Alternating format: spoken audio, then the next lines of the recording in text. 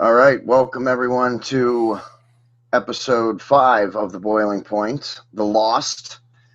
I am joined here with my a returning guest, JMC Jordan Michael Colson. JMC, how you doing, buddy? Well, John asked me the same question Sunday evening because I have a very formidable opponent in fantasy football this week, and I'm only predicted to lose by about a point. But I'm looking at your team, and I'm looking at my performance last week, and I think I'm going to get my ass kicked. Yes, we are facing each other this week in fantasy. I did take notice to that also. So it's definitely going to be a big game because out of the whole league, I think you and I got probably some of the strongest teams, two of the I strongest teams. I think you have the best players. I think I have pretty good depth. Like I don't have anybody that's weak. My only hope is because you're so chief heavy, which is a great team to be heavy with, by the way, Yeah, is that the Ravens defense just has the best game they could ever possibly have. And a great game against Pat Mahomes might be 280 yards and 2 touchdowns, which is still a very healthy day. So I'm in trouble here. I don't mind losing to a better team, and I think you got me this week. But wow, yeah, I'm looking at this, man. But your running backs though, if we're not talking about Chiefs players, okay, Aaron Jones, Nick Chubb, and and Johnson, Texans Johnson, not Duke yeah. Johnson, David, the newly revamped David Johnson. Plus, you got Tyler Lockett, and then of course, oh my gosh, Tyreek Hill. And your bench isn't bad either. But so you have Ridley, Edelman, and Keenan Allen just on the bench, chilling. Yeah, Ridley might see some play time. Edelman has been I don't know if he's still injured, but at least the last 2 weeks he's been having an injury, so and he didn't really perform, so it's a good thing I left him on the bench. You don't have any. You don't have a lot of bad options. So my only hope is that the Ravens come to play. And now those teams play each other tough, but still, that's the type where they'll get Mahomes in third and long, and then I'll throw like a 40-yard pass for a touchdown to Tyreek Hill anyway, who you also have. Yep, yep. I can't believe the league let me get the. I mean, this is the first time the league's let me get an all-star quarterback, and then not only his all-star wide receiver and his all-star tight end. I've been able to get two. Sometimes I've been able to get a good quarterback and then maybe his, number one or number two wide receiver, but then I usually don't get the tight end. Or if I get the tight end, I don't get the number one or two wide receiver. This is the first time since we started the league that I've been able to get the star running back, the star quarterback, and the star or not running back. I'm sorry, the star quarterback, wide receiver, and tight end from the same team, which is a little bit of part of my fantasy strategy here. I like the double points. It's a great strategy, especially if you have now your bye week may hurt you, but your bench is so strong too. And with freaking Kelsey's like but a number 1 to 2 tight end in the league, Tyreek Hill's probably top four, anywhere in the top four, maybe top three receivers. And in Mahomes, I don't think anybody would say is not the number one, at least in fantasy. Yeah, absolutely. So I can't believe you're 1-1, but I know that like the guy who I played last week put up over 200 points. So, I mean, like, there's nothing you can do in a week like that. So I know you got the score ran up on you the 1 week, but yeah, your Yeah, team's the first really week. good. Yeah, week one, my opponent the Chiefs didn't have a super game, just like what you were talking about. That might be your saving grace is that if the Chiefs don't have a great game, and that's what happened to me week one. They had a good game, but they didn't have a great game. Well, there's going to be a week where you easily put up 200. You're basically guaranteed a double pointed touchdown every week with Mahomes to Hill or Kelsey. So that's a really good strategy. It's a greater strategy if you can get both guys, and I can't believe that you did. So props to you, man. If you win, you earned it. So I'm not going to say, oh, this is bullcrap. Man, that's a tough team. And your running backs, my gosh, Chubb last week just went to town. Yeah, and that was the problem in week one is that I had Nick Chubb didn't score very many points, and then I also had Mark Ingram who is the Ravens running back, who may even see some time. I may put him in this week, especially since the Ravens are going against the Chiefs. But Mark Ingram doesn't get as many. I mean, he's a great running back, but with the backfield that the Ravens have and with their quarterback, who I'm totally drawing a blank on his name right now, Lamar Jackson. Lamar Jackson. Yeah, that's it. he's such a runner that Mark Ingram is just not going to get the yards I think I initially thought he was. Oh, yeah, and then I think Aaron Jones had three combined touchdowns last week between receiving and rushing, and well over 100 Yeah. yards. I mean, so and Tyler Lockett's been super solid for the last couple of years. So, man, heck of a team. Yeah, I might be drinking heavily during Sunday and Monday. Yeah, we got a close game. If you break down our teams, we are very very close because Kyler Murray is your quarterback. He's certainly capable of putting up a good 30 or 40 points at the quarterback position there, and your running backs look like they're good. They can easily get you double digits. So like you do not have a bad team here. It's definitely going to come down to those last couple players probably. Yeah, for sure. And I expect to have a heavy lead going into the Monday night game, but then that Yep, Monday, because oh my gosh. yeah, yeah, because then I got 4 players. I got 4 players playing Monday night. I got my quarterback, my running back, my wide receiver, my tight end, and my defense. All studs too. And I mean, yeah, maybe if no, because if it's a shootout and the defense doesn't score any points, then that means your guys all scored a lot of points. So, Yeah, and the Chiefs defense was a risky play. At the time I picked my defense, it just so happened to be the best defense that was currently available. I usually wait till deep into the draft to try and grab my defense unless I'm looking for something very specific. agreed. So the Chiefs do have a strong defense. They do have a very good defense, but they can get scored on. They can allow 3, 4, 5 touchdowns. So they have before. And I picked up Tampa Bay this week. I like their defense. I don't love them, but with Denver probably with a backup quarterback, I expect them to do something. But I need all my guys to perform to have a shot. So I know that we'll see what happens. But if Yeah, I'm betting, I'm betting on you. Maybe I don't know. yeah. The projections, man, they're close right now. I mean, that's those are close projections. We'll see if it actually comes down to that close of a game. Most of the fantasy games in our league don't always come down to that close, but once in a while do. Oh, I apologize for the night's watch horn you all probably just heard. That is my phone. Someone just texted me while I was doing my podcast. It kind of sounded like the smoke monster was coming out of the jungle. Oh yeah, you're right. It is similar to that. Actually, it's the Night's Watch horn from Game of Thrones. Oh, nice. I couldn't hear it fully through the headphones, but yeah, no, that makes sense. Yeah, it's loud. Oh, that's good that you didn't hear it very much. That means maybe the volume didn't. My mic didn't pick it up that much either. No, not too bad. So yeah, man, I'm glad you wanted to hop on and talk about Lost because, Yeah, yeah, look, if you didn't watch the show, you're probably going to be alienated from this episode. But if you did watch it, you're probably going, or if you remember it fondly, or if you don't remember it fondly, or you didn't even stick around until season 6 was over, you maybe are like, oh man, I definitely got to check this show out now. So I just watched it. I think May was the 10th anniversary of when the show went off the air. So I just wrapped up the entire series again. And I have it on at like 2 a.m. when I'm winding yeah. down days, but I've seen the entire series probably 10 times minimum, and I've done Wow, that's all the impressive. That's more than I've seen it, and not many people can claim that they've watched a series or a movie more than I have. So if you really have that many, then yeah, you definitely got the upper hand. I've probably watched through it 3 or 4 times, probably.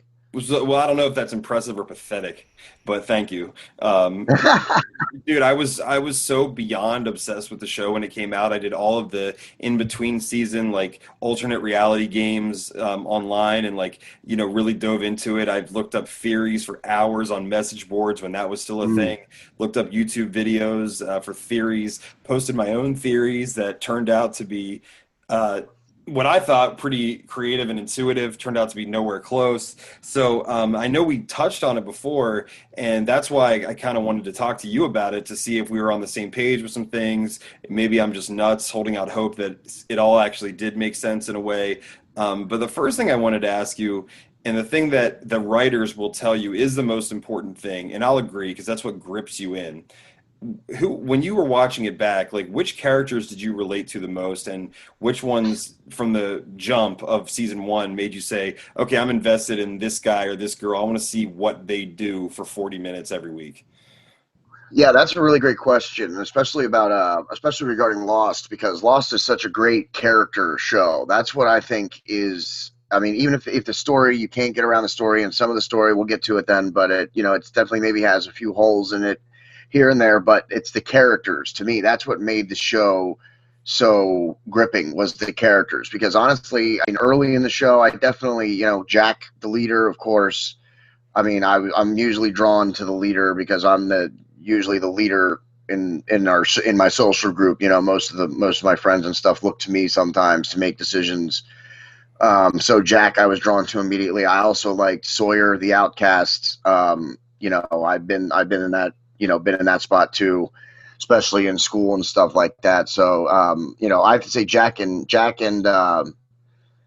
Sawyer were probably the two characters that I really related to the most. Though I was very interested in John Locke and the fact that he was in a wheelchair and then on the island he could walk. That was very interesting to watch his story unfold as well. But I think one of the great things about Lost was the way that they could make you relate and love a character in one episode, and then in the very next episode, the character's doing something that you absolutely can't stand and you would never do, and then you hate him. Like, I think that's what Lost did some of the best. What was, especially with Jack and Sawyer, Kate, some of the main characters, you in some episodes you're like you're on their side and you're with them, and then in other episodes you're like, man, I can't stand you. Why did you just do that? Because they made a mistake or said something, and Yeah, just completely not the way you wanted to see their character go. But it's gripping at the same time when characters don't do what you want them to do. But no show that I can think of has made me like and hate the same characters just throughout the series. totally agree. And that's what, and then they'll circle back maybe a few episodes later when it's that character's centric episode, and then they'll kind of go back and show you why they did that. And then you're like, all right, I don't agree, but I understand why they did. Yeah, And then you're like, man, Kate killed her dad. She's a fugitive. What a horrible person. Oh, he was super abusive and like tried to like molest her probably and was a drunk. Like it's yeah, amazing because like we're all so frail and broken in a way, and we're also insecure in a way. And then at times, like you said, we can be leaders and show bravery like Jack did in season one, and have people look to us when they want answers. But at the same time, yeah. like it just tapped into human nature. And to your point, I think that's such a cool thing about the show. And like I'll never forget season one, like the certain moments that made me look at the world of Lost so differently. Like when John Locke, he was walking in episode one, but then you're like, oh, he was in a wheelchair and paralyzed from the waist down, and now Yep. he's walking. That's interesting. Oh, there's a monster on the island. That's interesting. So we know Oh yeah. the characters are what hooks you. You have to care about them enough to go on a journey to even have mythology. So what was it for you that, from a mythology standpoint, where you're like, wow, this, now we're off to the races. This is some intriguing shit. Well, the first time I watched through it, I hadn't done any research, and I also didn't watch it week to week. I didn't watch it until it was all out, so I got to binge the whole series. Me and my brother Joe, actually, he was on the first episode. Him and I watched through the whole thing together for the first time. The both of us watched through it, and we did it over all, what is it, 6 or 7 seasons, and we did it over like a week and a half period, dude. We just binged the whole thing every day. We watched a couple of episodes. And I mean, from the get go, season one, I have to say, is probably the highlight. That's probably the best season because that's where you don't know anything. It grips you, it pulls you in, and there's so much different mystery that you want to figure out. That you want to see what's next. Am I going to get these answers? I think that's what was some of the good things about it. As far as season one goes, I mean, when they find the hatch, that's such an interesting part. The smoke monster, finding out what that is, and its origins is also very interesting. And you don't get to find that out until damn near the end. But I have to say, yeah, the smoke monster, the hatch, And probably the others. Once we first got started hinting the others that they weren't alone on the island, I think was also very interesting. You know, when you're watching through it and you're like, "Whoa, wait, there's other people on the island? What?" Yeah, dude, I'll never forget those moments. And I was watching. I didn't get turned on to it until about halfway through season two, and then I watched from week to week. But then I went back and bought the DVDs, and like that was before the streaming services existed. So I kind of did the old school retro binging, and now I can't even imagine having to wait a week. That would just drive me insane. Although you could have gone to like the internet and like talked to people and theorized about stuff and just Yeah, completely wasted your time. But I thought season one was for sure the strongest, but I thought season two, when it started to get weird, but it still felt like they had a vision for where they wanted to go, or it was very sci-fi and with inside the hatch, and was it real, was it not, was awesome. And yeah, to be quite honest, man, partway through season three, and then season four, there was a writer's strike, and they didn't know how long ABC was going to renew the contract. So the writers said, we don't know how long we have till we can wrap it up, or how much we need to stretch it. There's clearly times in there when they're stretching stuff, and it seems like they don't know where they need to go, and that we'll touch on that too. But did you get the sense that the show started to go downhill in either season three? A lot of people say halfway through season three, then it got good again. Then around season five, when they started to time travel, it kind of got crappy, or they felt like it was off the rails. Was there ever a time when you felt like, okay, this show has no idea what they're actually doing, and they're never going to pay off all these questions that they raised? it was probably it would be late in the series because I was still even season three. Refresh my memory because it has been a little bit since I've seen the Sure. series. Season three is when that's already after they've met the others. So, yeah, so season two ends with the others. I think they give Walt back. If you remember Walt, he seems so important. And then they take Jack, Sawyer, Kate, and maybe that's it. And then Okay.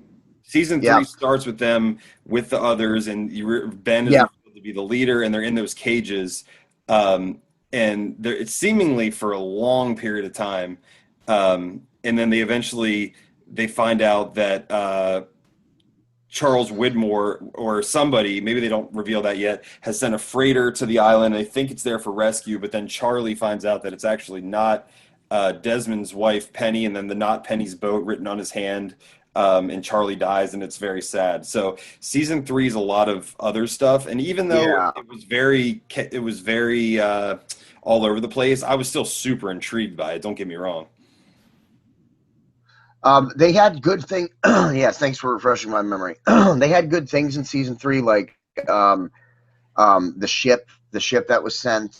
That made it very interesting. And I also liked. I mean, with most of the main characters, or at least the leaders of the group, being with the others, it was cool to see people like Hurley and the Irishman Charlie step up into more kind of leadership roles. That was interesting to me. I found that part interesting. I do agree with you that them staying with the others, that's when it started getting a little bit weird.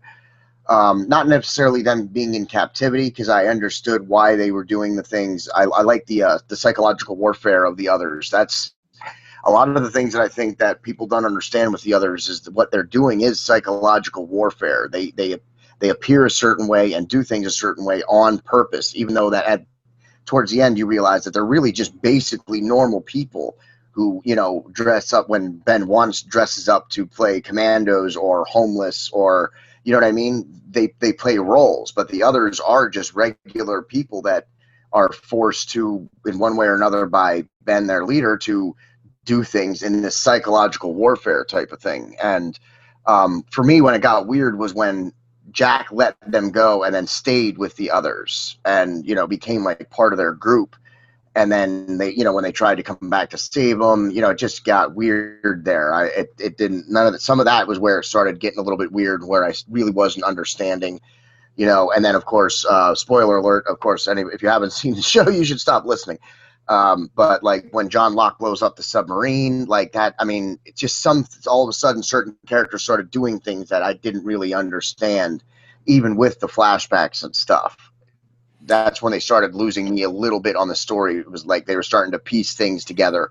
They were trying to figure out how to make certain things work, and I think they overdid that a little bit starting in season 3. Definitely. And so, was it your impression after watching the show? And if you need refresh on anything, I'm happy to do it. I'm fresh off of watching it again. Was it your impression that the others had Jacobs, and we'll talk about Jacob and the Man in Black, but Jacobs, were they there essentially to protect the island and bring people there that would do good things and help protect the island and help them live there? Or was Ben under that impression that he was listening to Jacob, but he was actually being manipulated by the Man in Black or the Smoke Monster? Or was Ben pretending that he was doing Jacob's work when he was really just out for his own ambition? Yeah, this is great. Because actually, this part I actually do remember about the show. Actually, if you remember, Ben actually can't see Jacob. Right. He doesn't see Jacob. So you have to assume that anything that he tells the others about Jacob is him just making it up, because Jacob won't reveal himself to Ben. So you have to assume that Ben, I don't know exactly because even though they do a lot of time jumps and stuff, you don't really actually get to see when or how exactly that Ben, becomes the leader, because it's pretty clear way back when Ben's a kid and stuff, and then actually joins the others and starts growing up. But it's still Richard. Richard still appears to be the leader at that point. I don't know exactly when Ben actually takes the mantle from Richard as being like the leader, but he obviously does that as a power grab. And being that Jacob never revealed himself to Ben, you have to assume that everything Ben's doing is his own decision. Now, whether or not the others are protectors of the island. I mean, you were talking about the others are protectors of the island. I mean, that goes to the end of the series then, when we find out that Jacob and the Man in Black are actually brothers. And it's toward the end of the series too that you also get to see. And this is part of, I think, what ruined it a little bit, in my opinion. Was that when Jacob and the Man in Black are sitting together on a beach, and I remember the scene very clearly, and it's that French ship. Do you remember the French ship? Yes. Yes. It's a scene when the French ship, I think, is coming over, or one of the ships that shipwrecked there, and they have it's the Jacob and the Man in Black, and they're talking, and he says, "Why do you keep bringing people here?" And Jacob replies to him, "To prove you wrong." And so it's obviously the whole thing, and that's one of the things that I didn't necessarily care about, is because it appears that the whole thing is just like a social experiment between these two brothers. One believes that everybody has, is ultimately good, and the other one, and the Man in Black is, wants to prove that, or well, he wants to leave the island, obviously, but which he can't do unless Jacob's dead, but also, he's doing it to corrupt the people in order to kill Jacob. But Jacob continues to bring people in to tempt fate, because he believes that all people are inherently good, and his brother disagrees with that. And I think that's one of the things that actually, I mean, it was cool. It was interesting to see, especially with like you said, the mythology of the island going back, hundreds of years. That was all great, but I think ultimately when it came down to that, it turned out to be like a social experiment between these two brothers who just disagreed. I was like, that's kind of boo a little bit. Like, I don't get that. I think, and then at the end when Jack takes over and becomes Jacob, and it becomes different. They're about protecting the island at that point. But Jacob at the time with the Man in Black, he doesn't appear to be protecting the island. He appears to be tempting fate with this social experiment that he wants to prove his brother wrong. And it's just a matter of time. You continue to bring people. Eventually, one of them is not going to be a good person. You know what I mean? Right. And he did say, I agree with everything you said. And the only thing, and it didn't seem like Jacob, and he even says, he's like, I wanted you to volunteer to be the new leader / protector. I wanted you all to have a choice, which is something I never got, because the woman who killed Jacob and the Man in Black's mother, Yeah. we don't know what her origin was, but it looked like she might have been the original black smoke or monster. Essentially, there is, whether you call it electromagnetism or magic, at the center of the island, the heart of the island, there's this light, and it represents the goodness that's in humanity. And they say, that's what draws people to it, and they try to possess it, and it consumes them. And if it goes out on the island, then it goes out everywhere, and humanity can cease to exist. And if the smoke monster, who has become, he tried, his curiosity overtook him or whatever, and he became evil. And I'm not really clear on that, so I'm just saying what I remember seeing. Yeah, he actually, the smoke monster, because when you got to go back to the woman who was the protector of the island and then killed the mother of Jacob and the Man in Black, the two brothers. I think it's just that eventually the Man in Black, he wanted to get off the island. He didn't want to be there. He wanted to leave. And then through their disagreement, Jacob didn't want him to leave. He bought in. Jacob bought in hook, line, and sinker to, they have a job to do on the island. They have to protect the island for whatever reason. Like you said, the light in the center of the island obviously was something very important and signified something very important. And then the Man in Black did not want to have any part of it. He just wanted to leave. And then, Jacob killed him, which turned him into the smoke. Well, what was weird though is that he killed him right where that creek is that goes down into where the light is, I guess. Right. And then he comes back out as the smoke monster. I don't necessarily understand. I guess maybe because Jacob was, bought into the island, it saw him as pure, so he's the Man of Light. And then the other guy who wanted to leave the island, became the Man in Black and became the smoke monster. I don't know if it has something to do with like their essence or how that worked, but I personally think that it had something to do with the fact that Jacob killed his own brother. That's what turned him into the smoke monster. That it was almost a curse on Jacob more than it was on his brother. You know what I mean? That's a really interesting way to look at it. I never really thought about it like that, because later in the show, in season 6, and I believe the final episode called The End, Desmond and Jack both go down to the heart of the island. Now, they're not trying to possess it. Their intentions are pure. So it's almost like the darkness in Jacob's soul maybe inhabited his brother, which did become a curse, because that forced Jacob to stay there until he could find his replacement, or until he died. So if that's what they intended, I don't think they were clear enough, but that's actually a better explanation than I think they gave. So good for you. Do you think, okay, let me ask you a few questions in broad strokes that are all relating to what we're talking about. The initial theory that came out when season 1 started was that they're all in purgatory, and the smoke monster is basically like Satan's guard dog that decides whether or not you should go to heaven or hell, and you'll get a chance to redeem yourself on the island, and that's why you see things from your past, people that you know from your past, taking on their physical form, like Jack's dad, and you'll get a chance for redemption to either eventually move on and go to heaven, or you'll get taken down by the smoke monster. A lot of evidence for that, but eventually the producer said, no, it's not purgatory. Actually, I was going to say I'm going to debunk that also, actually, because in the end, we find out that they do make it off the island, that some of them actually do make it off the island. Now, at the end, when they start doing the time shifts, which again is very weird, I liked the time shifts at the beginning when they were going back in time to show us character origins. I liked that format. I liked the way they did that. But then when they started jumping ahead, where people were off the island and then everybody was off the island, that's when it got really confusing also. But some people did make it off the island, and then in the end, they all meet back up after they're dead. That's why I debunked the purgatory thing, because what happens on the island, we find out at the end, did happen in their lifetime. So that makes it not purgatory. Yeah, and Christian Shepherd, Jack's dad, even says, they spell it out, and they say, and Jack's like, are you real? And he's like, yes. He's like, I'm real, you're real, everything that happened is real. But my question is really, do you think their initial thought for the show was that, and they changed gears once people sort of caught wind of what they were doing? Or do you think that was never the plan?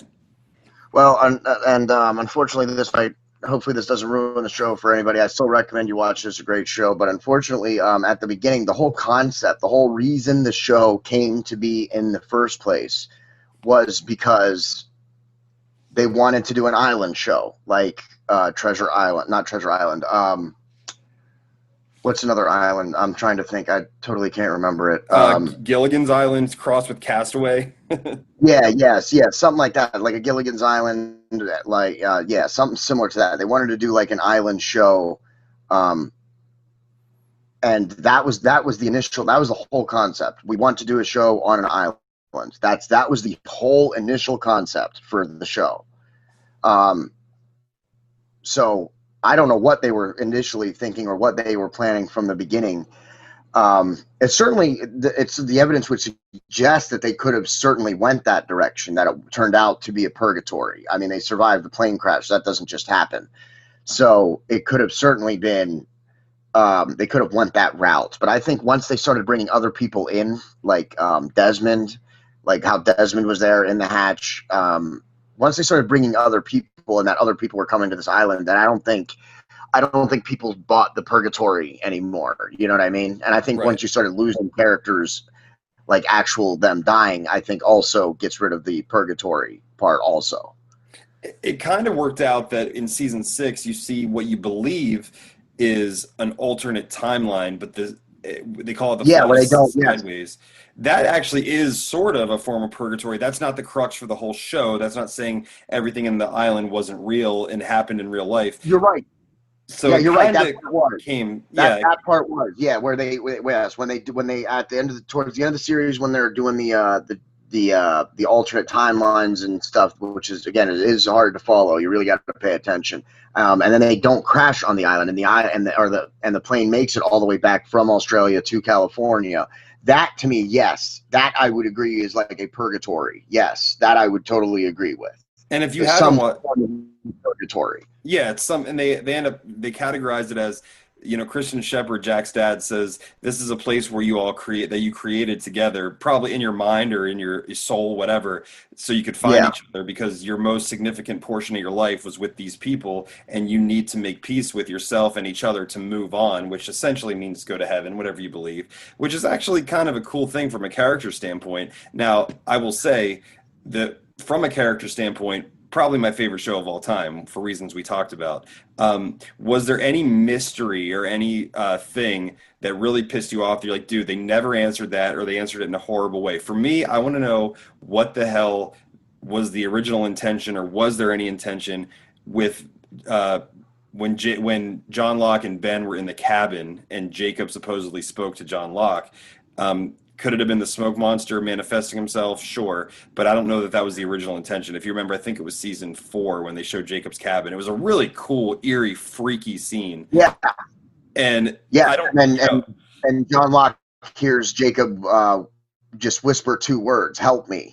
and it's amazing, and you get chills. You're like, dude, this show rules, and they never explain it really. So for me, it was that, and there's plenty You of know others. what? Wow, that's interesting. Is that the smoke monster? Is it not Jacob? Is it the smoke monster? That's interesting. I never considered that. That's interesting because I always wondered why he would be saying "help me," because Jacob doesn't need help.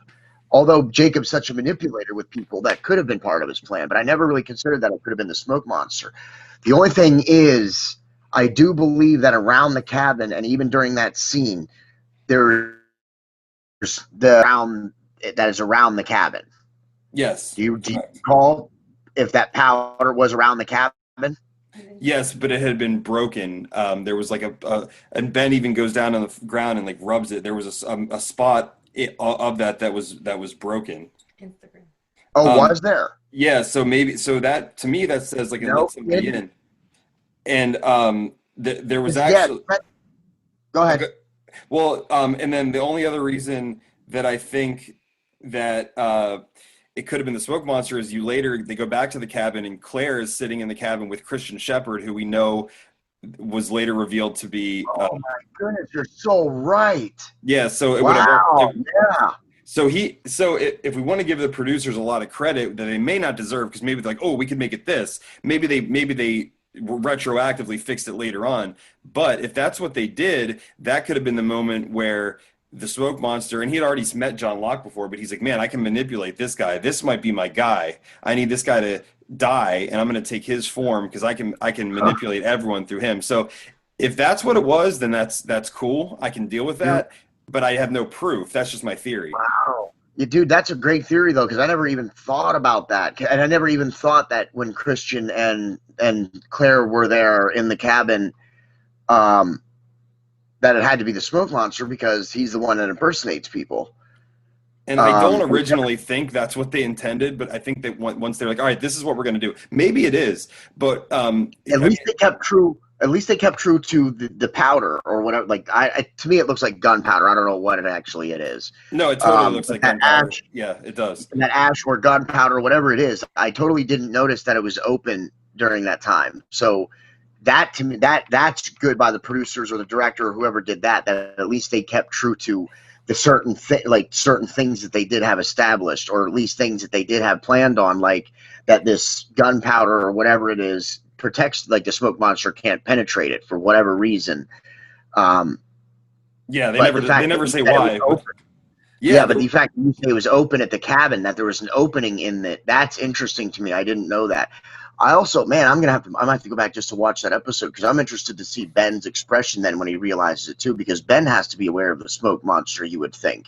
He has to at least know, because he knows how to summon the smoke monster. He doesn't know that it can do all that it can do, but he summons it later from his house in which is also weird. Yeah, which for super weird. And there's a scene in season 5. I think there's this guy. He doesn't last long. His name is Bram or something. And he puts ash or gunpowder all around him, and then the smoke monster can't get near him. So if you look at there's a ring of ash or gunpowder, and Ben gets down on the ground and like rubs it, and you can clearly see where it's broken. And he reacts. It's not like he gives away what he's saying, but he does react. And then I recall the reaction. I just don't recall what it is, but I do. Now that you said that, I do recall the reaction to it. So yeah, I might have to go back and just see that. But yeah, that's at least they kept true. You know, some things they did keep true with, and the smoke monster, they must have had a lot of him planned out, his weaknesses, his strengths from the beginning. You can't imagine that they put him together on the fly.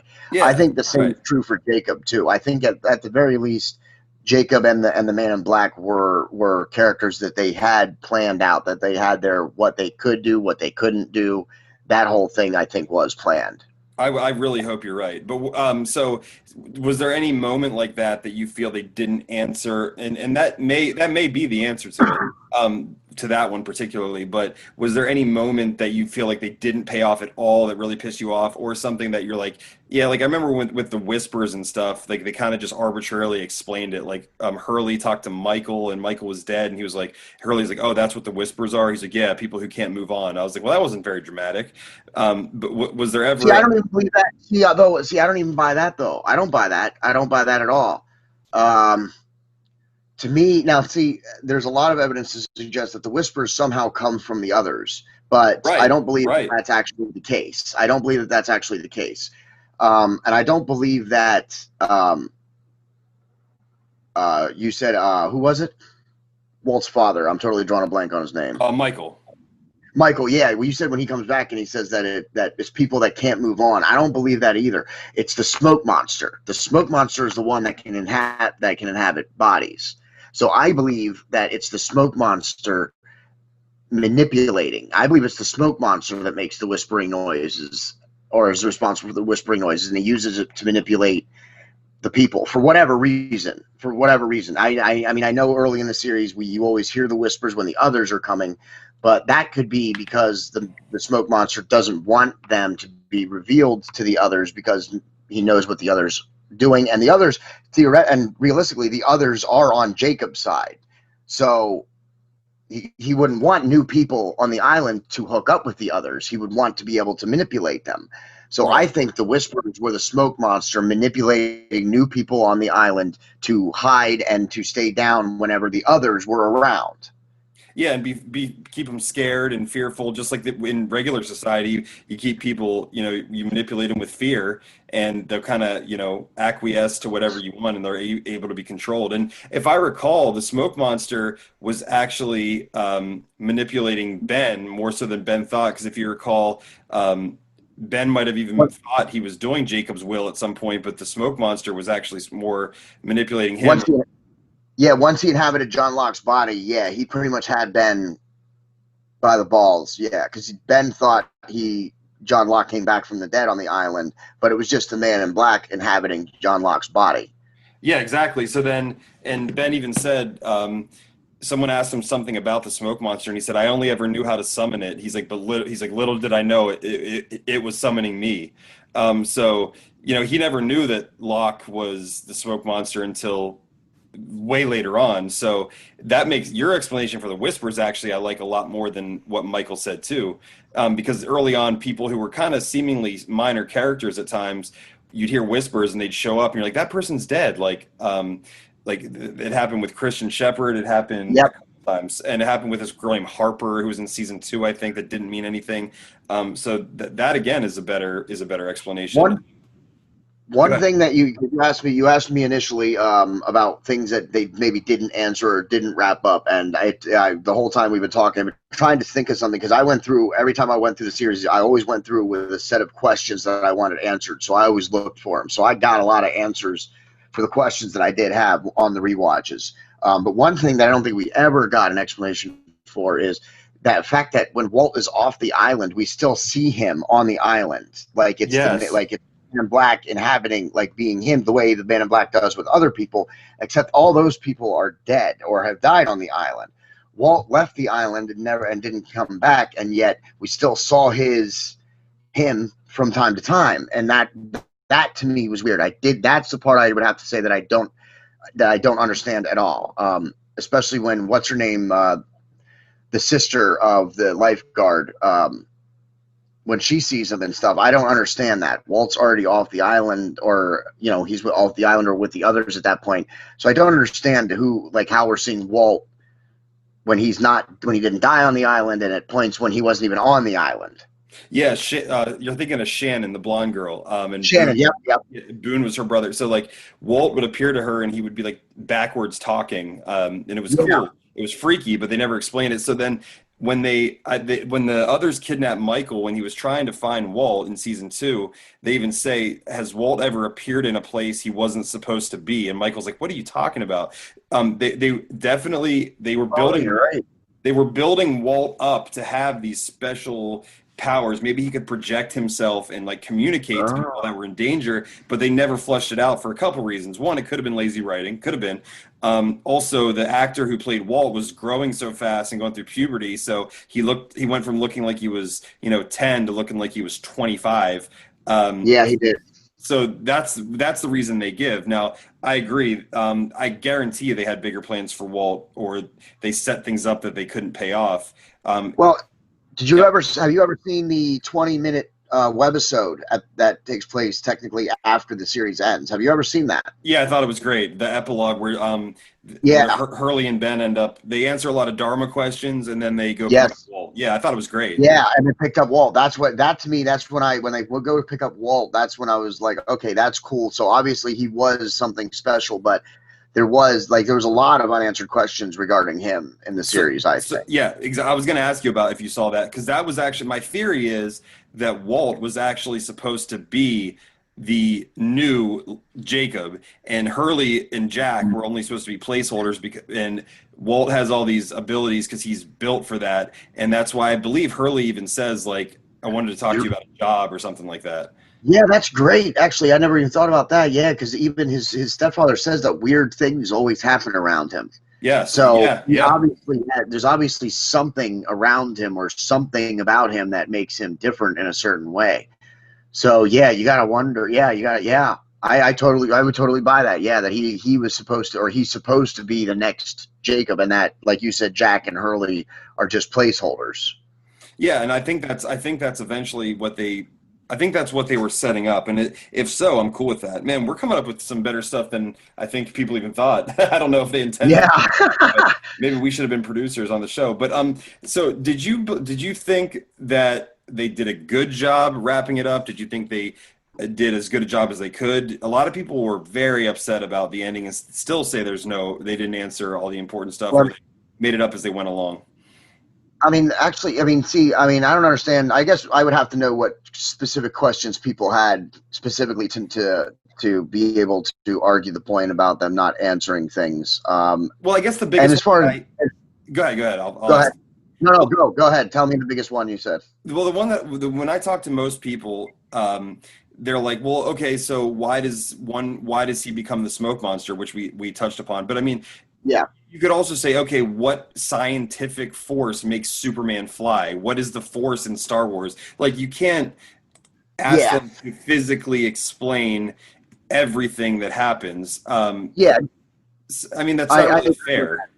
Yeah, no, I agree with that. There's some things that aren't meant to be explained.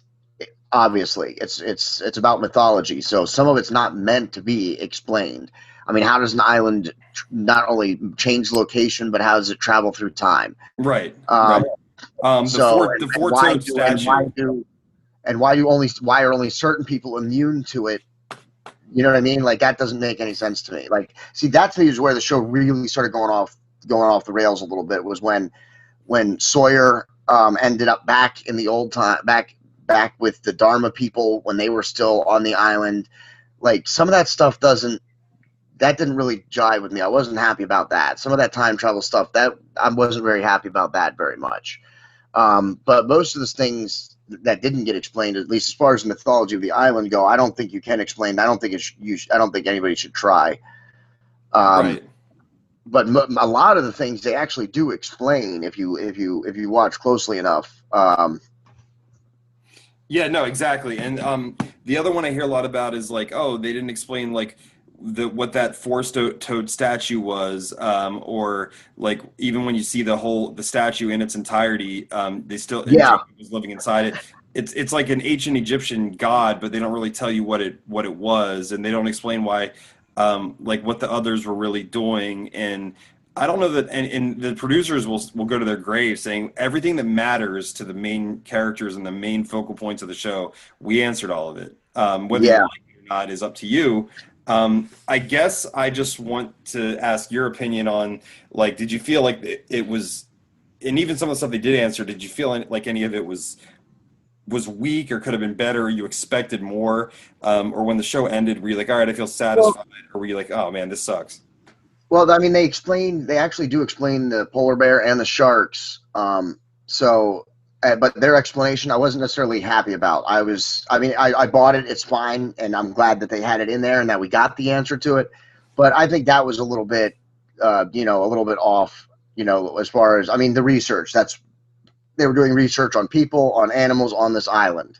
That's why they were there, the sharks and the polar bears. But I just thought that was I wasn't what I was expecting. I was expecting something a little different because initially my thought was because the I before I knew about the polar bears and the sharks and stuff was I thought the polar bears had gotten on the island because the island had changed locations and that maybe one of the locations was near an Arctic something and that's how the polar bears got on it. But they do explain it that it's through animal research that they're doing research. The Dharma people are doing all kinds of research. Um, so yeah, I would have to say that I wasn't really happy about it, but it is a totally reasonable explanation for why they had the polar bear and the shark on the island. I think they just did that and explained it through research just so that they could have people wonder why there was a polar bear and a shark on the island. Right. But at least they did explain it, and I do buy it, but it wasn't what I expected. I think it was pretty blah. I agree. What were some of your favorite like jaw-dropping moments? It was definitely a show that was known for twists and for like the cabin scene. Even though I was a little bit annoyed with it, I was still like that blew my mind. was there anything good or bad? Like when the island moved, I was like, I don't know how I feel about that. That Yeah, I agree. That yeah, when the island started moving, that was a little bit like, oh, come on. I mean, I'm not really like, really, guys, come on. But I have right. to say, really, honestly, whenever John Locke did something terrible, every time it was I. That's what really made me like just hold my head and be like, what in the, oh my goodness, because he blows up the hatch because he thinks it's fake. He blows up the sub because he thinks nobody should be allowed to leave the island. Um, he's and that's my one of my problems with John Locke as a character too, is that he needs to believe something so bad that everything is happening for a reason. He needs to believe it so bad that he's blinded by it. He's blinded by his own need to believe in something. Yes, and like he will go to the ends of the earth and even though he tragically dies kind of in his earthly life with nothing really to show for that, he's off the Yeah, island. Jack doesn't believe him, but then when he's awoken, so to speak, it's actually Jack that awakens him in season 6 when he realizes what's happened. Then, his dying wish was literally he wrote a suicide note to Jack saying, "Jack, I wish you would have believed me." And then he kind of yeah, got what he wanted. He even says to Jack, the only spoken word of dialogue after Jack talks to Christian Shepherd in the church, and they all move on together. Jack walks in and John says, "We've been waiting for you." And Jack's the last one to get there. So it's like he actually got his dying wish. Like Jack believed him, and Jack kind of became not like Jesus, but he kind of sacrificed his life so they could all uh, sort of fulfill their there destiny. is there is a lot of parallels between the Lost the show and some faith and some religion, and there's definitely a lot of you could draw a lot of parallels between aspects of the Bible and Lost as well, in this, at least in the story part. Yes. Uh, I mean, Jack's father's name's Christian Shepherd. Could you? I mean, come on. Yeah, it's a little on the nose, but Yeah, yeah. I mean, really. But yeah, I mean, I kind of liked some of that. I just didn't like John Locke, his need, his want. And you're right. In the end, Jack did believe him and stuff, but I think he just needed to believe so much that it cost them so much during the series, that his need to believe in something more than just things happen at random. Honestly, John Locke probably should have tried Christianity. Right, right. Instead of believing in the island, the Christianity might have worked out a little better for him. But that's, yeah, John Locke. I mean, him being in a wheelchair, I guess I kind of can relate to some of his things, though I don't always try and relate to people who could walk and then who became disabled and were in a wheelchair. Because to me, that is a different. To me, not to get off the Lost topic, but to me, that is a different thing. Someone who used to be able to walk and could do everything, and then is put in a wheelchair, is completely different from my situation. I have been dealing with it since birth. That's all I know. Definitely. So and I don't think John Locke. I mean, I get like the whole thing about when he can walk in the island. I mean, to me, I mean, if that happened to me, I wouldn't. I don't even know what I would think. So I think they do a good job at making him, confused. I mean, he is. He's a confused man. He's trying to find his way, and they do a great job with it. I just don't care for some of his decisions, for some of his character decisions. Like letting the hatch blow up, blowing up uh, the sub. Yep. Some of that stuff is just the extreme, and I don't like the extreme like that. But I guess when nobody's listening to you, sometimes you got to do what you got to do. For sure, yeah, and I agree with everything you're saying, and then you get pissed at him, and then you're like, well, he did try to warn people about certain things, and then, like you said, you can go from hating him one episode to rooting for him again the next. Absolutely. Yeah, Um, John Locke is definitely one of those people that I love in some episodes, especially early in the series. I'm rooting for him. I'm with him. But then the more, especially with the hatch, you see his obsessive need for something to be more than it maybe is. And that to me is his weakness, his flaw. for sure. Now, and same thing, like the whole thing with his father, like he wanted to have a relationship with him so Oh, bad. I The guy's know. clearly a piece of shit, a manipulator, and John just has to find deeper meaning in this relationship and just can't see past all the horrible stuff. And he's got a good relationship with this with his girlfriend in the show, and he just completely blows off what she asks him to do because he has to Yeah. find this relationship. Now, why do you think they explain? How do they explain? Locke being able to walk? Was it just the island has mysterious, mystical healing properties? And Yeah. those who are special and have a destiny on the island have to fulfill it, so the island recognizes that it needs you, and that's just something we're supposed to accept. I mean, is that real? Is that that's not saying that's bad, but is that I don't know basically? if I don't know if I would say destiny so much as, I mean, we find out that the island does have healing properties. Mhm. So to me, that's what I think. I think it's I think it's the healing properties. Um, and now what's weird is when he has trouble walking sometimes, because there's periods where he has trouble walking. So that to me kind of maybe actually contradicts what I just said about it being the island and the healing properties.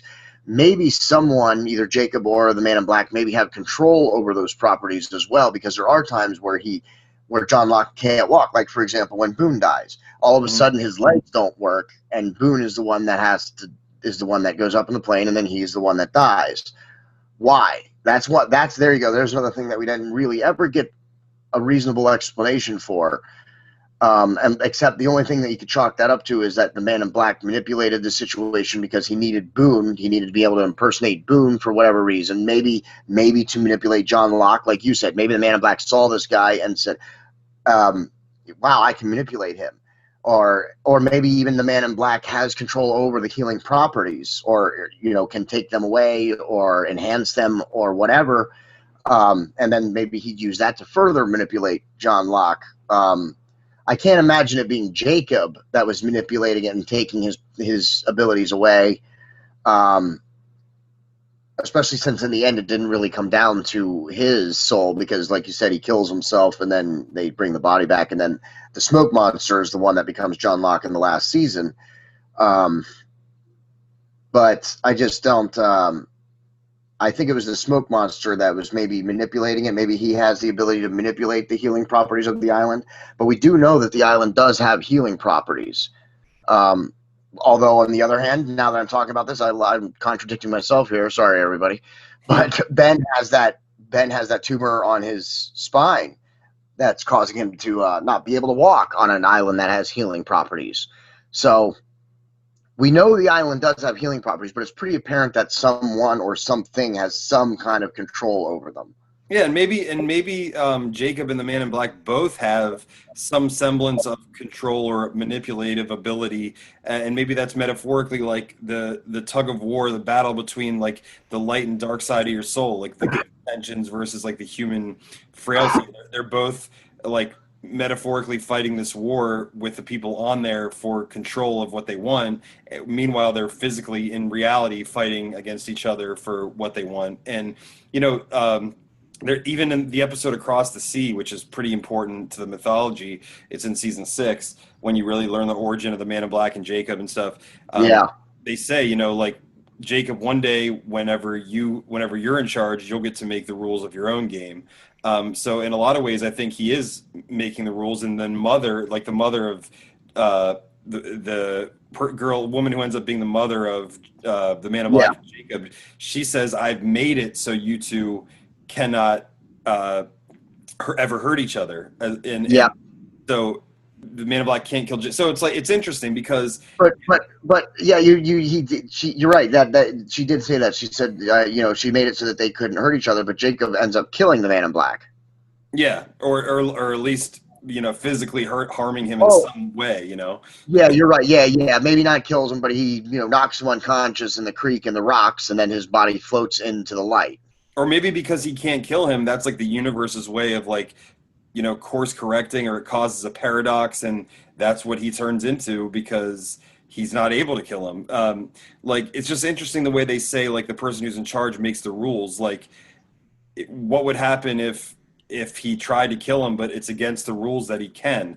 Maybe he would turn into some sort of paradox, and that manifests itself as a weird black cloud of smoke. Like um, when you're a kid, and you have, this is a very odd example, but you're like, well, the rules of this game are, I don't know what a game that kids play. You can't do this. Like physically, yes, you could do it, but you don't do it because you're told this is the way that it is. So Yeah, you're right. maybe from like a weird metaphorical sense, like that's just how like the human psyche or like their brain or soul works. And I actually think it's kind of a cool concept. I never thought about it till you said that, but like the rules are you can't hurt each other. Well, you just hurt him. That defies everything. So now it creates a paradox that shouldn't exist, but it does. Um, Yeah. Very interesting. Yeah. I wonder if maybe that's what maybe turned him. Like I said, I think it was more of a curse on Jacob. Was that Yeah, he yeah. physical act of violence out of hatred or fear because his brother wanted to get off the island and found a way to do it. And then Jacob couldn't let him leave for whatever reason, and then I think that's what's his penalty. I think that was his penalty was on Jacob. His Dude, brother just happened to also also suffer from it. that's pretty brilliant because if you remember, Jacob even said like the man in black in his human form was more curious, more inquisitive, more um, emotional, more, and he even said to his mom, he's like, I know you really wanted it to be him. You didn't want it to be me. Um, and she always seemed to kind of favor the man in black as a kid because he was more like her. So maybe the curse is kind of on Jacob and the burden's on him to find a replacement who will do a better job than he did. And Yeah, maybe he's like, look, this is like a walking, living, breathing paradox that could destroy the space-time continuum if it gets out into the real world, that I created. And he wants to leave because the human element of him remembers and knows that he came from somewhere else. But yeah, now he's in this form, like he's basically in the form of something that shouldn't exist or some sort of evil that I created. And if he gets out, like maybe he doesn't know what's going to happen, but he knows that it's something that shouldn't be out in humanity. And he even says, like, I think he says to Richard when he meets him on the beach for the first time, he's like that because I made him that way. I mean, yeah. he doesn't say Does it with pride. He says it like almost ashamed. So yeah, Jacob's a weird character, kind of inconsistent seemingly, but he definitely represents like the light because he's trying to take corrective action and like I think do what's right or what he believes to be right, but he's not like purely good. So yeah. it's really interesting, and I don't know if they messed up with his character or if they just really went for something that's over a lot of people's heads. I think they were just going for I mean, because if you think about it, I mean, Jacob's to protect this island for whatever reason, and that's where I think a lot of people they don't want to sit and figure it out for themselves, or they don't like it because we don't know a lot about the ancient mythology of the island. We don't know about the woman who became their mother and what put her there. Why is she there? Why is she watching the island? Um, and Jacob does a lot of bad things for being the guy of light. He does a lot of bad things. He manipulates a lot of those people, and then in the flashbacks we find out that Jacob is responsible for manipulating a lot of these people to end up on that plane, to end up on the island, which is weird in itself. Why? And he says at the end that he's been watching them all for a long time. Why has he been watching these guys for a long time, these people? Has he been watching everybody that he brings to the island a long time, or is it just something about this group that was special that he's been watching them? Well, he did, and he actually says, "I've been watching you, and because you were like me, you were all searching for something that you couldn't find." He's like, "You needed this place to become the people that you are now, and this place needed you just as much." Like he actually says that in an episode Yeah, called "What They Died For," which is almost towards the end of the show entirely. So he actually says, like, "You're my final candidates to replace me," and he said like basically they were all broken like he was. So there is a lot of that in there, and I think a lot of people just gloss over that because if he's and look at the heroes of the show are people like Jack and ultimately Sawyer too. They've done and Locke in a way, like they've done a lot of bad stuff. Like I wouldn't call Ben a hero. absolutely. He's pretty bad, but like how many people, I mean nobody's obviously perfect. So like, you know, I think the people who are heroic, um, learn from their mistakes and try to improve and not repeat them, you know? So it kind of makes Yeah. sense in a weird way. He's not like a superhero where he's just like purely good, but then again, who is? Yeah, exactly. Yeah, you're right about that. I guess I didn't really think about it that way. I mean, because it's just a little bit weird that the guy of light was such an imperfect being, also. But I guess that's the point, that we're all imperfect beings, and that the difference between being a good person and a bad person is trying to improve upon your flaws and not just indulging them. Yeah, so on the whole, did you did you feel satisfied and did you like enjoy it from start to finish? Or I mean, because you have to be aware, like a lot of people who watched it, even people I watched it with, were like, some people still sing its praises, think it's the best show of all time. Some people still think that that it ended up sucking. So where do you fall on that? Like, would you say like, oh no, it's great from start to finish and it's well crafted, or what would be like your final synopsis on the show, the characters, the mythology, all of it blended together? Well, as far as endings go, most people don't like the endings of any series. I've found out, Yeah. any series Yep. they don't like the ending of. So what the masses have to say about the ending usually is not what I think about it, because you know everything has to end, and if you don't want the ending, then of course you're not going to like any way it ends. But as far as the ending goes, I think it was a fine ending. A little bit weird, it was a little bit weird, the way everything shifted time, and then we're jumping forward and backwards, and then they didn't land on the island. There's just a lot of different things happening towards the end of the series that makes it hard to follow. But I'm totally the ending did not bother me. I was not disappointed by the ending. There's not a whole lot of endings that I've been excited about or happy about either, but I'm at least can respect an ending, and know whether or not it was good. And I think it was a fine ending. It was a good ending for it. I'm not really sure how any other way you could have ended that series other than the way they did. So that makes it, I think, also good. Because if I sat here, if somebody said, "Well, you try and come up with an ending," I'd probably be like, "No, I don't think I will." I think But the that, whole series, yeah, go ahead. is great, and I think people, if you haven't seen it, you should watch it. It's a great character series. That's what I liked most about it. I think was the characters. The story's got some holes. It's got some things you're not gonna like. But that's really with any story nowadays. No story is going to be exactly the way you wanted it. That's why you're watching it. That's what makes it a story, is because you can't anticipate and expect everything that happens. But it is a really good series, and I do strongly recommend, if you haven't watched it, to watch it, because it's a great character series. One of the best ones I've seen as far as characters go. I wholeheartedly agree. Look, there's 6 seasons. Most of the seasons have like 20 episodes. The season 4 is shortened because of the writer's strike. But there's probably between 5 and 10 episodes total where not a lot happens. But if you enjoy those characters, like you love Sons of Anarchy and like Breaking Bad, shows like that where you're like, I could watch those characters just do stuff. I don't really even care.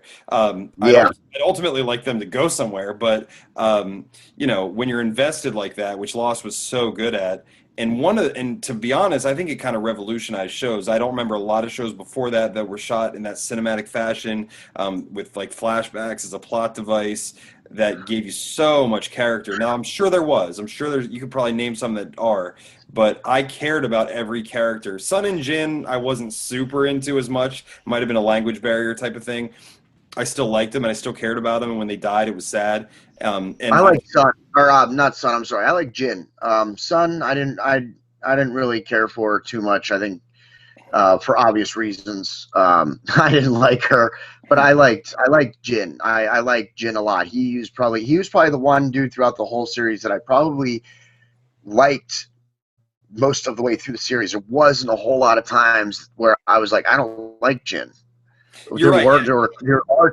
there are times where I can clearly remember, thinking, man, I don't like Jack, or man, I don't like Sawyer, or man, I don't Yeah. like Kate. And even sometimes more, maybe I didn't like Hurley, not because he did something bad, but because his character's complicated. He's shy, and there were times where I was like, man, Hurley, I hate you. Why don't you just, man up, But Jen is probably one of the few people that through most of the series I mean, before he could speak English, it was a little hard to get with him, to, Right. to be on his side. But once we started getting his backstory, that's when I started becoming a Jin fan. That's when I was really became a Jin fan. Was the more of his backstory we got, the more I like Jin.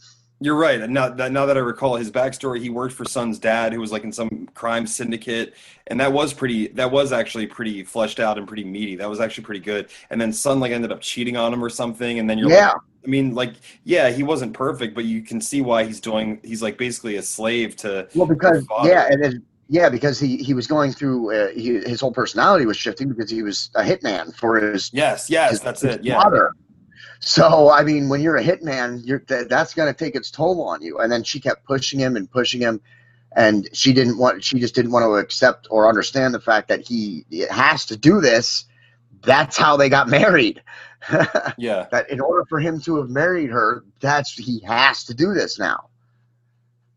Yeah, I went back and forth with Kate sometimes too, like with her love triangle with Sawyer and Jack, and I thought she was Yeah, really selfish at times and kind of just did whatever she absolutely. wanted. They'd be like, "Kate, can you like just stay back? This is really dangerous." And like 5 minutes later, she was following him into the woods to like do stuff, and Yep. Spoiled brat. another thing they did do though is they had a lot of strong female characters, like Juliet. Kate ultimately Oh yeah. was. Oh Um, yeah, Kate definitely was. Juliet definitely was. Even Claire. I mean, yeah, she's strong in a different way than the other two characters we just named, but she's still a very strong character, yeah, absolutely. a very strong woman character. Just some quick stuff to kind of bring it home. Do you remember like having a favorite episode or anything, or one that really stuck with you, or like a favorite moment or anything like that? No, I mean all of season one, I'd have to say, as a whole. I mean, if you want me to pick one episode, I'd have to pick the first two episodes, the pilot, and then the second part of the opening. I would have to go with that. Yeah, The waking up on a beach in a plane crash, that's what sucks you into that series right away, because you don't care you don't even care about the island at first. You just want to know what the hell just happened. A plane just blew up in the sky. What? You know what I mean? And then everything comes along after it, but they suck you in right at the top it opens with a plane crash, and shows that open strong like that with something big, with a tragedy or something, can just immediately pull you right in. yeah, absolutely. If you had to pick a favorite character, could you pick one, or is it just kind of? I think most people that I talk to say it is like a hybrid of a couple of them Yeah, because they see I would themselves in probably. so many. I don't think I could. I mean, yes, because I mean, I definitely see some of myself in Jack and in Sawyer. Um, Certainly, and also in some John Locke, and I definitely relate to Charlie a little bit also. But I'd have to say, if I picked my favorite characters, as in characters that at no point in the show did I hate them as much as I hated some other ones sometimes. But I would have to say Hurley is probably one of my favorite characters because he's just such a nice guy. And even though there were times where that made me so mad that he was so nice, I like that he's the same nice Hurley through the whole thing. He grows as a character, but he gets nicer. He doesn't get meaner. He doesn't get cynical. He gets nicer. He gets um, more open, more caring about people. So I'd have to say Hurley, Jin also. Hurley and Jin would probably be my top two, and then I would probably pick Charlie as a third. Nice. Yeah, that's cool. What And about you? You got favorite characters? yeah, man, like just I go like so many amazing moments from so many different ones. Um, I just think that look, the way the show works, and it's so amazing actually from a writing standpoint that they say like we all needed each other and we needed this place to bring us together to move on and be whole. Like they all learned how to be they all healed and became basically whole people because of all their frailties and learning from each other and growing together. And if you go back to the episodes where they're splitting the cast up and they're all in different places, it's not the same when they're not all together. Like you miss those Oh people, yeah, but like just from an actual character standpoint of someone who I knew was from the actor side of me is like Michael Emerson, who is Ben, just was so cool absolutely, to watch. My God. absolutely, um, absolutely. I don't like Ben. I love his character, but he right, wasn't right. like my favorite character. But as far as my favorite villain, yeah, Ben would be my favorite villain on that show. He could be in my top 10 list of favorite villains. Yeah, yeah, 100%. And like, um, I would go back and forth between like if I had to pick somebody, I would say him, and then just like someone I could just watch was Josh Holloway as Sawyer, just like giving random Oh yeah, nicknames and being a prick, but a lovable prick, and then like showing emotion. And one thing I thought was so cool that as I'm watching these recaps and stuff, like I just told you, if you remember in season 6, like when everybody is kind of finding someone to wake them up, so to speak, yeah, and like Sawyer gets that moment from Juliet because they were like in love, but yep, he almost gets that when him and Jack interact for 2 seconds in the flash sideways, yep, and he has like a moment where he almost awakens because of his interaction with Jack. So like the producers even said in the commentary, they're like, Jack meant so much to him and helped him grow.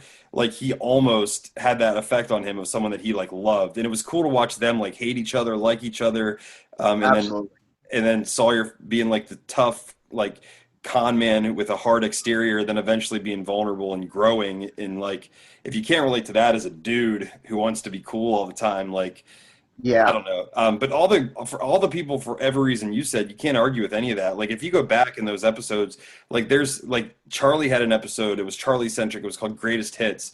And he writes down like you don't even know what he's doing. And that was so cool the way that Lost did that. Like he was making a list of stuff and then they would flash back to what he was writing on his paper. And he said, he's like, this is a list of my greatest hits. He's like the best moments from my stupid little life. And then he like ends up yep. dying in that episode. And like, I don't know about you, man, I'll admit it. I was like bawling like, dude, I don't know why I care about this fake character, but I do. I'm invested. So like, Yeah, yeah. Charlie was a great character. I loved his character, and his ending was one of the best character endings. I think it was great. yeah, He knew it the whole time. He knew what was going to happen the whole time. He knew it.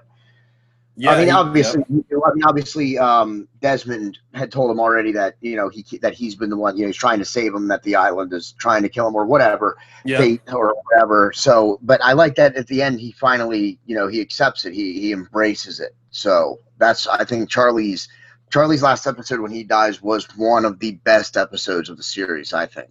Yeah, and that's also the same episode where you see it's in season 4 they do flash forwards instead of flashbacks, but the last episode of season 3, Charlie dies, which is already emotionally you're wrecked, and then you see Jack at the end of that episode meet Kate right outside the airport, and he has a beard, and he's like, "We have to go back," and you're like, "What is this show?" It's amazing, and like so you said the pilot, episode 1 and 2. Yeah. Those two, and then the episode called The Constant, which is Desmond centric when he starts flashing through time. And you realize later it kind of ties back because he was exposed to so much of the electromagnetism in the hatch. Those are the three most highly regarded episodes in the show. The first episode, which usually you think, oh shit, if the first episode is the best one, we're kind of going downhill from the beginning, but it was that good. And then if you remember the episode The Constant, that's critically considered the best Yeah, episode. the one where Desmond is jumping around. Yeah, that is a really excellent episode. Yeah, and it answers a lot of questions. It gives you a lot of questions, but Yeah. it does answer some questions in that episode too. It's very interesting. What about that old woman? Let me ask you real quick. If you already got to get ready to go, because I know you said you only had so much time. I got about 5 minutes. Yeah, Eloise Hawking, I think you're talking about. Um, Yeah. she was interesting and like What do intriguing, you but think she like was? What was her story in that there? I think see that's one of the ones that I would say where the writers pissed me off a little bit. She ended up being Daniel Faraday's mom, and she was on the island. She was one of like the co-leaders with Charles Woodmore back in the day, so she kind of knew how everything was supposed to be planned out in a way because she had met her own son and she ended up killing her own son, if you recall, when she was younger. Yeah. So I think I think they had plans to make her more important, but for whatever reason, they're like, look, we got so much. But she was kind of more like, she would be like considered like the Oracle in the Matrix. Yep. That's what I was thinking too. Yep. She was kind of she struck me as like an oracle kind of thing. Yeah, and so like she basically knows what is going to happen, and she kind of helps Desmond and other people get into places where she knows they need to be. And that's why maybe Walt's power is like he can exist outside of the timeline, so he can kind of not rewrite history in a way, but he's not subject to like manipulation, so to speak. I'm not sure, but like if you recall, she even sent Daniel Faraday, who came in season 4, she sent him back to the island knowing he was going to go through time and she was going to kill him and he was her son and she knew that was going to happen. She had like his journal, which was documenting things that were happening in that timeline. And Yeah. so an interesting character. I remember seeing her so many times before she was really fleshed out, and I was like, this woman means something to the show. I don't know what, but she's important. And she didn't end up being Yeah. like super important, but like characters like that, and that's one thing the writers did it on purpose as a manipulation tactic. They play the eerie music and the sound effects, and you're like, oh, there's something big Yep. here. And then, man, maybe not so much all the time, but not everything can be this monumental event. But Yeah. Not everything can get paid off. yeah, exactly, dude. I mean, but based on what else is on TV now and how that kind of set the tone for like television and streaming stuff that's on streaming services is so well thought out and written out for the most part. I think Lost was a big part of that. And I'd love to, shoot the shit with you and have a beer someday and just talk about it because I could talk about it forever. And I hope people listen to the show and remember it fondly because I do think it was great. I think things could have been better, but it's so much easier to nitpick and it's so much easier to criticize than it is to create. And people who took that show from basically Castaway the movie, which wouldn't even have been bad, it would have been cool, but then made it what it was, and that we're still talking about it, 10 years after it went off the air. I think it's something special for sure. Yeah, and let's credit who is it? Is it D.B. Weiss and I can't remember the other executive producer. Well, there's Damon Lindelof and Carlton Cuse. Damon Lindelof too, right? Yeah, they did a lot of they basically took the show from J.J. Abrams and actually, believe it or not, I'm going to give you a little inside track here. J.J. Abrams didn't really have too much to do with it. He did some stuff with the pilot. Just the pilot, yeah. I heard that at some place. He was involved a little bit, I believe, in the last season with some things, but no, it was mainly Damon Lindelof and Charlton Cuse. They put it together. He just put his name on it. Like that was just what he did. Like that's what he did. He put his name on it. He's kind of known for like a lot of build up and not a lot of sizzle, not a lot of steak. All the Cloverfield movies, which I actually liked Cloverfield for what it was. Oh, we're definitely, dude, right there. Next, all right. So next time we have Jordan on, we are going to dissect and go over the Cloverfield movies because I love the Cloverfield movies and I've seen all 4 of them so far. There's still supposed to be a 5th one, though I don't know that we'll get it. But there we go. Next time we have JMC on, we'll be talking about Cloverfields. So let's make sure that. So I know the first one is the original one with the found footage motif, which I freaking loved, and the marketing was even better. I actually I didn't think it was bad. I thought it was awesome. Then there was 10 Cloverfield Lane. Then see, I didn't know there were 4. So then I saw one that was on Netflix, like the Cloverfield. That's the 4th one. That's the 4th one. So what's the 3rd one? The 3rd one is because 10 Cloverfield Lane is the 2nd one. Yeah, for sure. And then I know the one that was on Netflix I watched, but I got to watch that again because I didn't get it. But maybe I missed something, or maybe you can enlighten me. We learned a lot about Lost today that I didn't know before. So yeah, I am good at that sometimes. But oh, no, I'm sorry. There is only 3, not 4. I'm sorry. There is only 3, not 4. Yep. Cloverfield, then 10 Cloverfield Lane, and then the Cloverfield Paradox. Okay, that's it. Yeah, so I need to rewatch that because I didn't get how that correlated other than the big alien at the end. And a lot of people, the criticism. That's the only crossover. That's the only crossover. But I think that to me, that's what was kind of cool about it because it's not like a sequel. It's just another movie that takes place in this universe. That's it. Okay, well, that's not necessarily bad. No, I thought it was excellent. And I'm sorry, but John Goodman is freaking amazing as a psychopath, dude. Yeah. Freaking amazing.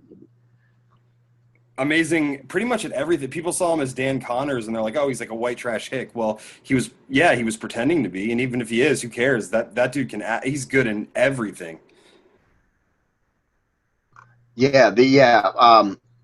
Yeah, I mean, he is good in everything, but he was. I mean, like I would have nominated him for an award in 10 Cloverfield Lane, in my opinion. No, I agree.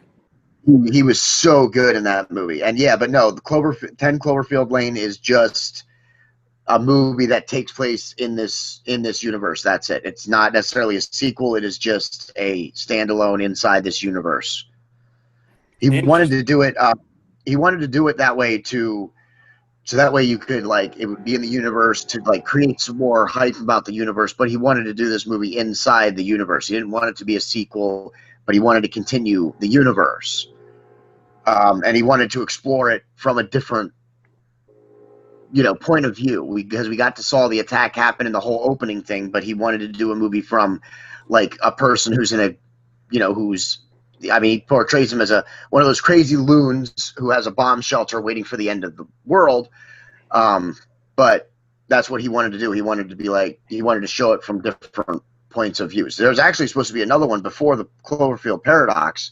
He wanted to make another one that was like a standalone movie that just took place in the Cloverfield universe. But I guess they didn't do that because 10 Cloverfield Lane got such mixed reviews. Oh, but it was I would watch even if the plot could have left something to be desired. I could watch that 10 times for his performance for sure. And the first one, dude, I thought was amazing. Now I have questions that I'd love to run by you, so I'll be excited to watch it again because I want to make Yeah, sure I connect all the dots. But the way they promoted that movie, the intrigue they made, sometimes an unanswered question is much more intriguing than a kind of answer that lets you down. But like you said, the question is always more intriguing than the answer. You can't pay off everything to everyone's satisfaction. So yeah, I'm yeah. excited to And talk then about that. yeah, definitely next time we will definitely do the Cloverfield next time. All right. So thanks for joining the show. I'm going to give people some information right quick. Go to www.facebook.com/the Boiling Point Podcast. That's where you can find this podcast. You can also go to www.facebook.com/JDEDesigns. If you like the show and you want to support me and the show, I sell things from the JDE Designs banner. There's also clothing. You can also get some JD Designs clothing, and some Boiling Point clothing will be coming soon, and that's at www.bonfire.com/JDE Designs with a Z apparel. That's JDE Designs apparel, and all the JDE Designs is spelled with a Z, not an S at the end. So check out all of those places. Look for another Boiling Point podcast here at the end of the week. Actually, I got a busy week at the end of the week. I should be having our next week. 2 shows should be next week, and then later this week I will hopefully be on Jordan's show. Yeah, Unfortunately, absolutely. woke. Yeah, So excited to have you on, man. And I appreciate you letting me be on twice and just talking about stuff we like, and hopefully it strikes in a chord of people. And if anybody wants to talk Lost or say, hey, what you and John said was stupid, and this is what it really is, and this show sucks, hey, as long as like we're civil about it, I'd love to talk about it. If we can reignite the flame for Lost or any of these stuff that we're feeling nostalgic about, by all means, please. absolutely, and yeah, leave a comment. Leave a comment about if what your favorite character was, or if you had a favorite Lost episode. If you got a comment about the Cloverfield episode we'll be talking about next, leave a comment. Or if you just feel like dropping a comment or asking a question, also do that. Feel free to do that. John, thanks for having me, bro. Yep. Yeah. I appreciate it. I appreciate you being on the second time. We'll definitely have Jordan on again soon, and I will be on his show as well. So hopefully we'll just continue going back and forth here. So thanks for joining us, and look for us here in the next couple of days for another episode.